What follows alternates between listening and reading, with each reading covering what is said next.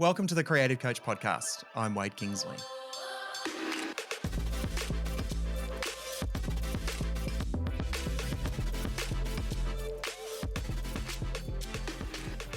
Last year, I started a new program. It's called Creative Women, and it came about because I was getting a little bit frustrated by the amount of attention that male creatives, as in creative directors in the creative industries, agencies, media, marketing, advertising, seem to have the top spots on all these so-called most creative lists.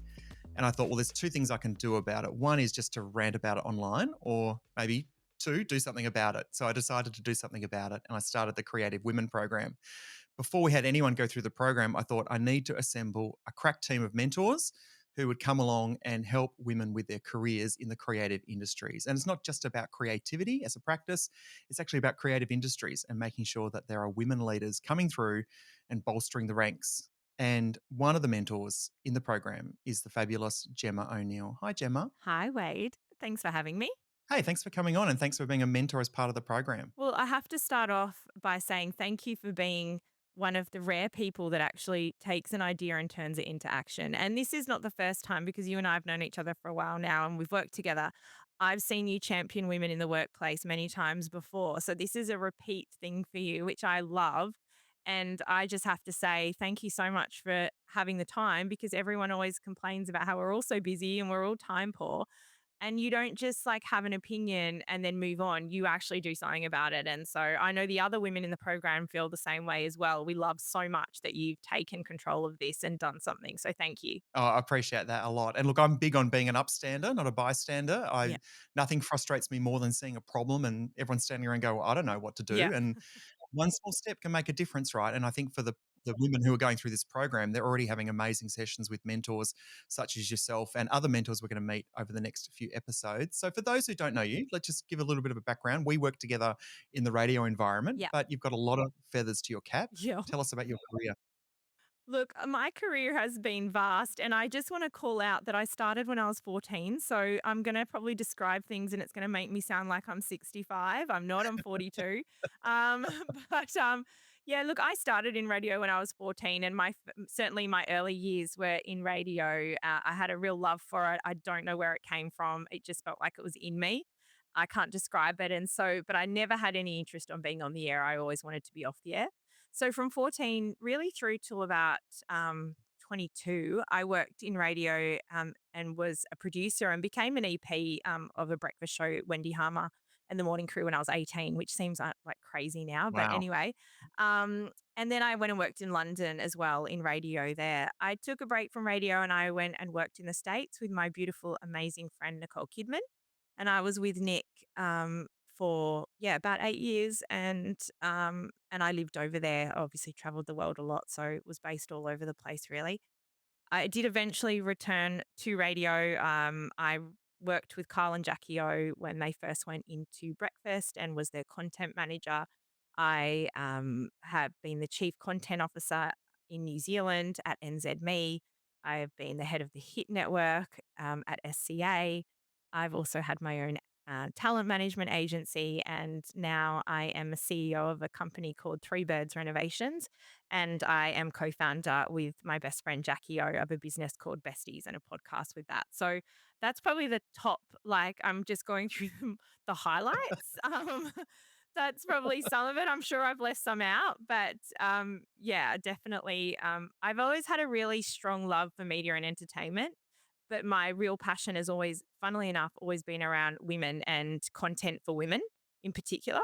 And so why is mentoring women important to you? I think mainly because it was something that I wished that I had. When I was in my corporate career, let's say, in all of the bigger media companies, when I was younger, I was desperate for that. Like I was a sponge and I would have loved to have had someone to mentor me and guide me. And it just wasn't available. And the reason it wasn't available was because there were so few females. I mean, Yeah. that's the truth. There were so few females in executive roles. So it was really hard to find someone to ask. Like, so I think that's why it's felt really something for me. It's something I've always wanted to pass on if I was given the opportunity later on in my career. And I'm also acutely aware someone like Nick, when I worked with Nick, she has been such a huge influence in my life, in who I've turned out to be personally and professionally. And I'm incredibly grateful. You know, she's still one of my best friends now. We're very close.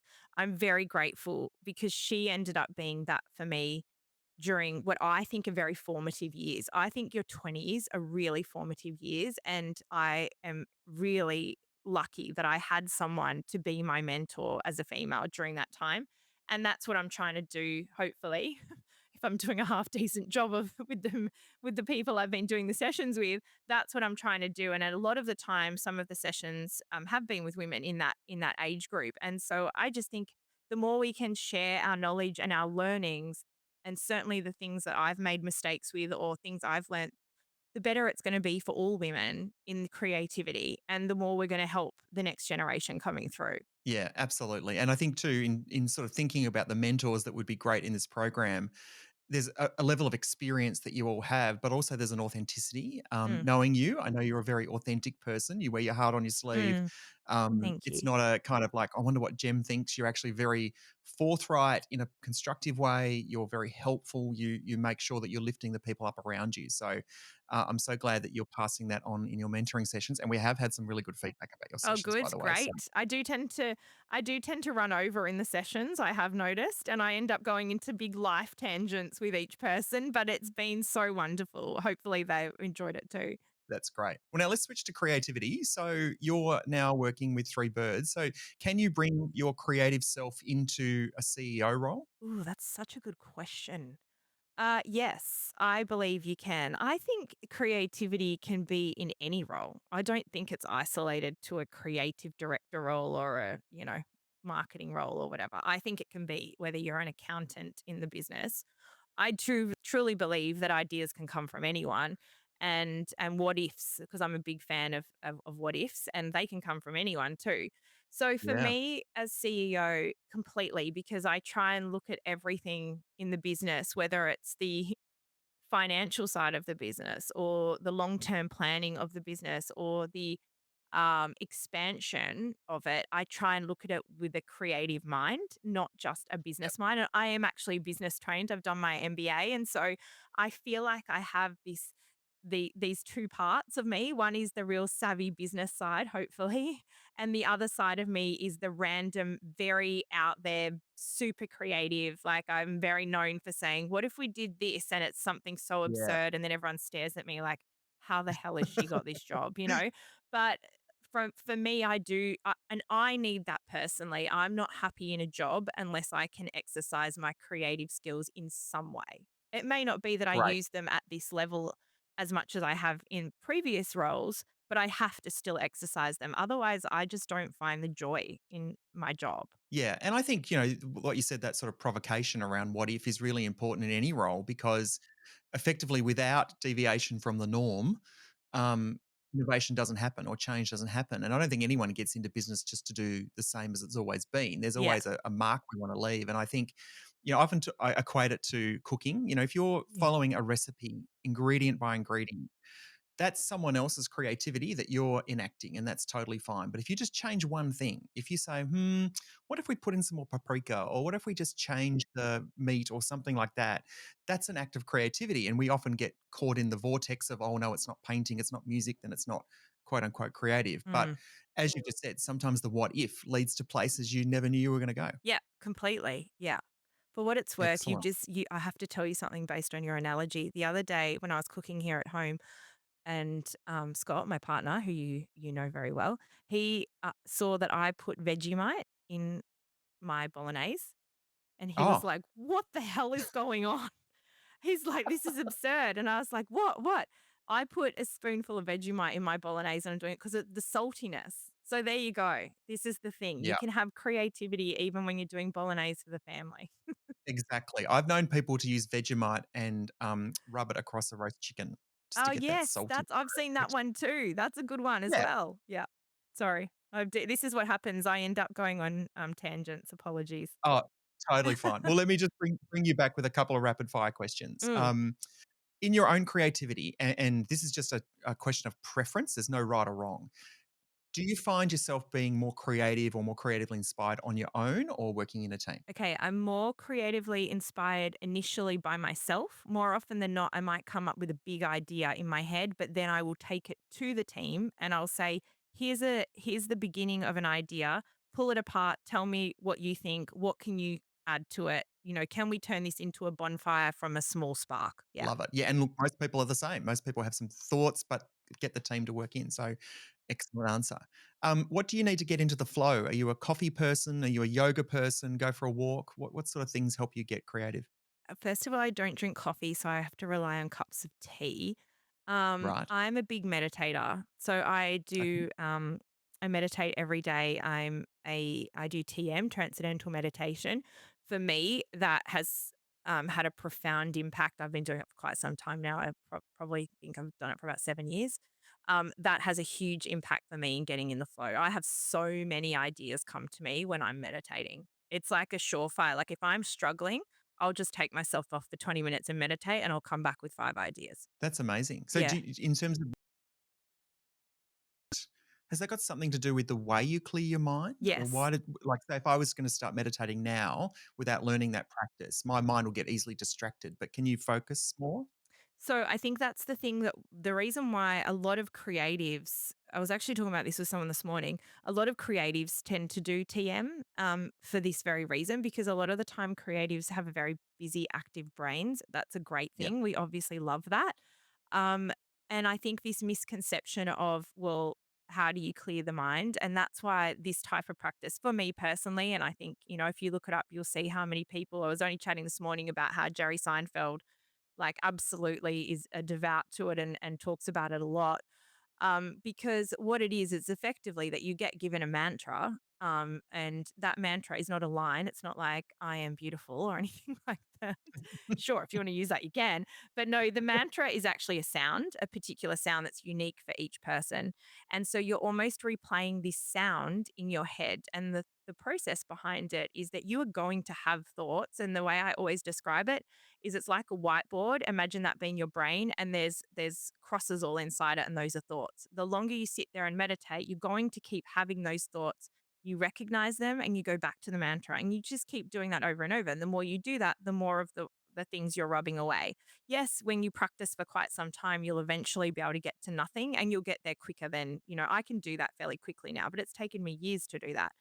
But in the beginning, I'd still remove some thoughts, which left some space for things to come in, if that makes sense. So yeah, that for makes sense. me, that has been a journey that has completely changed and reinvigorated my creativity and also my ability to have an open mind.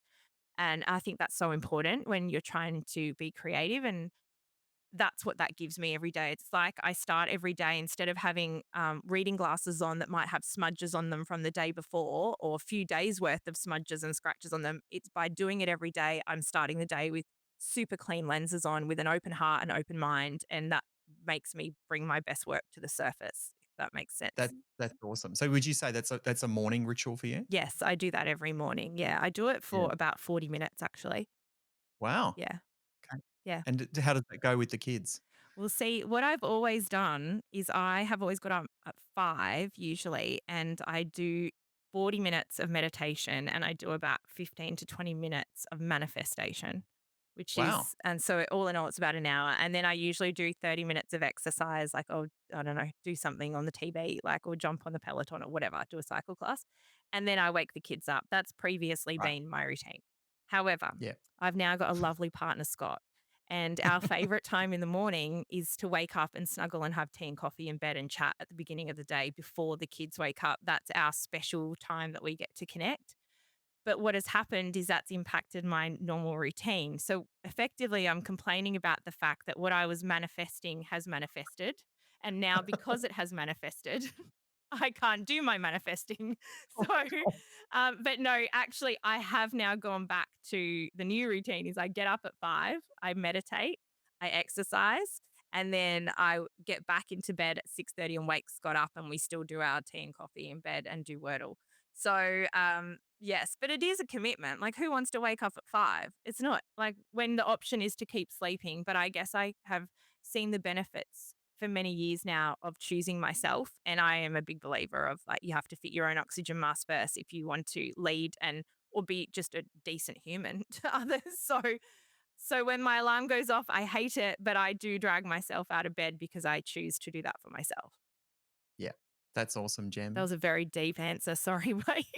No, it's great. And everyone's got their own thing that makes it work for them. And I Yeah. think if we can, understand better about where we are our most creative self, then we can kind of lean in on a lot more. For some people, it's going for a run. Some people get their best ideas in the shower. Like they've done studies on this stuff. And the common answers usually come up are exercise, driving, in the shower. And if you think about what they've all got in common, is that your mind is free of distraction. You kind of opening it up for other thoughts to come in. And we know that creativity is based on those what ifs and other thoughts. And I wonder if, or noticing things that you don't normally notice because Yeah. you're in such a hurry. So Yeah, it's good to hear absolutely. about your routine. Can I just say I'll finish on the book that I recommend if anyone's interested in TM. Not, and it's not even about TM. This is just one of my favorite books. It's Jackie's favorite book too, who I have the business with, called Into the Magic Shop, and it's by an author, Dr. James Doty. It's just really brilliant about the importance. He's a neurosurgeon and neuroscience. He's actually just passed away, but he talks about the importance of doing that for yourself, not only to feed your career, but to feed your personal life as well. So, yeah, I'll shut up now, but that's my final thing.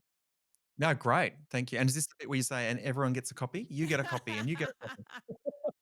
Hey, Jem, thank you so much. I really appreciate you being here today, but also, most importantly, being a mentor to these amazing women we've got in our cohort this year in 2025. We're going to do another run of Creative Women early in 2026 as well. So the idea is the program continues. It's not a one off because the challenge of helping women with confidence, with courage and creativity doesn't go away, and providing more opportunities is something that should be a lifelong pursuit, not just a one off. So thank you. And I know the people getting the sessions, mentoring sessions with you are loving them. So I appreciate you coming on today. Thank you so much.